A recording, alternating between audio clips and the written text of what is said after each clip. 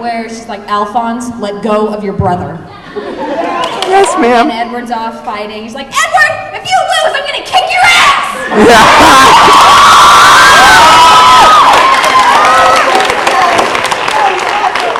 So that's when we're mad.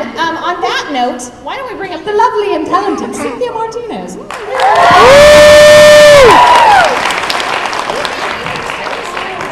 This one, is it working? Okay, it is. This is Cynthia. I'm gonna leave her to all of you. Be nice to her. I've never met her until today. She's fabulous and beautiful, and ask her nice questions and make her do voices, and then we'll be entertained. I'm not so well at on command, but okay. Hello, guys. I'm Cynthia Martinez. Hi. I love Florida. This is my favorite state. I come here a lot. I should move. I do voices for Slayers. I do Lena Inverse, which was my very first role ever.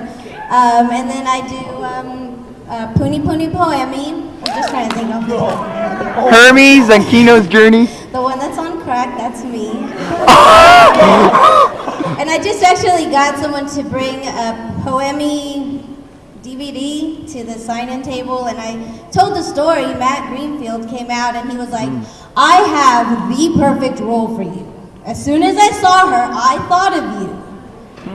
Her name is Poemi.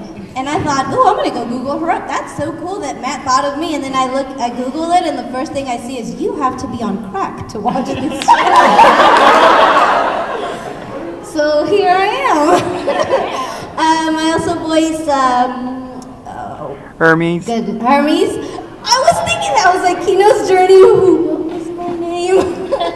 I voice Hermes for Kino's Journey. Sora with Kaleidostar. I do Sister Princess. Oh, Kaleidostar!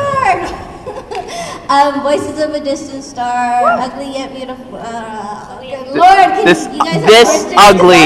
This ugly yet beautiful. Yeah, but what was my name? Goldie Fawn? That was my alias. Look, he's pulling it out. Do you guys have any questions, or shall I just talk? Because I can do that too, very well. Yes, ma'am. What was it like working with the cast of Slayers? Playing it? You know, that's a good question. Because when I actually got the part for Lena Inverse the first time, which was, I believe, in '96 or something, I didn't know Lena at all. And so I get this role, and I was really excited because it was my first voiceover role, and I don't have an acting background, so I was the one that kind of walked in, did the audition, and they were like, yeah, that sounds good. So it was interesting because I didn't have the background, and then I came home after I finished it and I Googled it up, and everybody was like, she sucks, we hate her, don't bring her back. And I was like, I will never do this again. And then I did. But it was really exciting, especially doing Slayers Premium, which is actually my favorite one. If you haven't, watch the commentary because that's my favorite commentary. Recording with Crispin was great. Meeting Crispin was great. So yeah, I mean, I want them to do the new ones that everyone's talking about, but we don't know if it's true. So I'm hoping that those do get released, and hopefully ADV or Funimation will get them. Yes, sir. What was it like doing Mint on BASTof Syndrome? That was cool because she's a tomboy. I like doing the tomboy characters. Even though Sora was a little nice, she was a nice one, but I like doing and Mint was different because it was Korean. It was a Korean animation, so it was a little bit different. But I liked it too because she yells a lot at people. And she likes to, she's like really nice, and then she's like, get out of here! So it releases your stress to be able to do that. So I really liked her a lot, and actually, I have a funny story about BASTof Syndrome. You guys know my friend Lucy Christian, who's just awesome, and she's one of my very best friends. I'd never met her, and who's watched Poemi? Who has seen Poemi?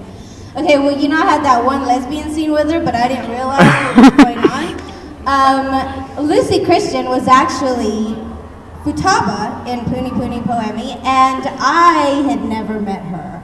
And so I was recording BASTof Syndrome, and somebody said, Lucy Christian is out in the hall, and I was like, oh, that's my lesbian lover, like that just come out of my mouth. I don't know why. And so the producer's like, bring her in here. And I was like, oh no, wait, I don't even know her. And then we actually got to speak later, and she's a really great person, and so now we're good friends. But no, BASTof was nice. BASTof was nice. Like I said, I like the tomboy characters, so BASTof, Slayers was cool. You know, she's mean.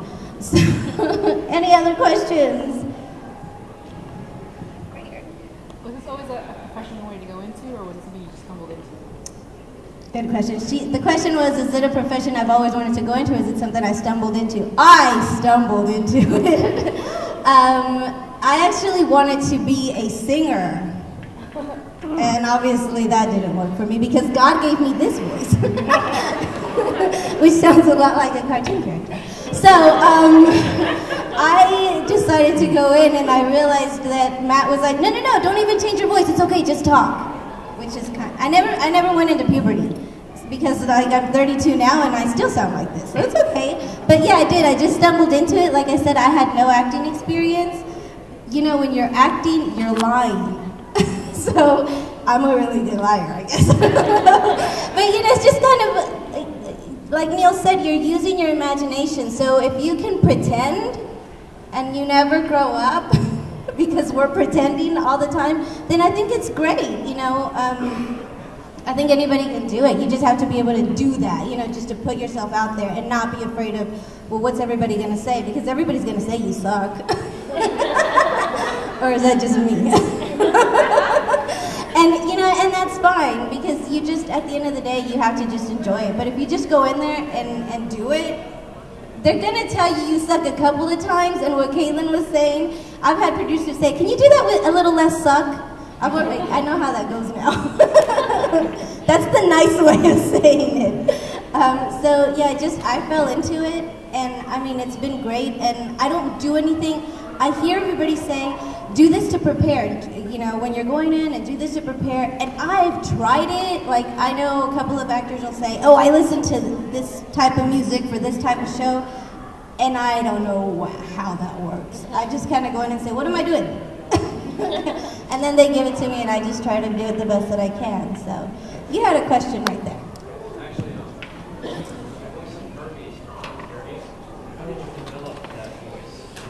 For the voice of Hermes, how did I develop that voice? I actually went in and I auditioned for a different part. I was going to be the suicidal girl that was going to jump off the bridge, and they cast someone else for Hermes. And honestly, I went in, and Kyle Jones, who's the producer of that show, basically said, just start talking and let's figure something out. I don't have very many voices, let me tell you. God gave me this voice, and that's it. And so we just kind of started talking, and I was like, what would a motorcycle sound like if it were to talk? And so eventually it just kind of came out to, okay, you know, why don't we go this way? Which really kind of sounds like Marge Simpson with a head cold, maybe. But he liked it, so I was like, okay, that sounds good. You just kind of cross your fingers and go, is that good, is that good, is that good, is that good? Obviously, as y'all can tell, I have no background in this, so I just kind of, whatever's good, you know, whatever's good. That was a good question, thanks.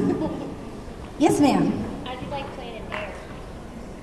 You know, Air was interesting because it was a different character. She was more subdued and just very princessy.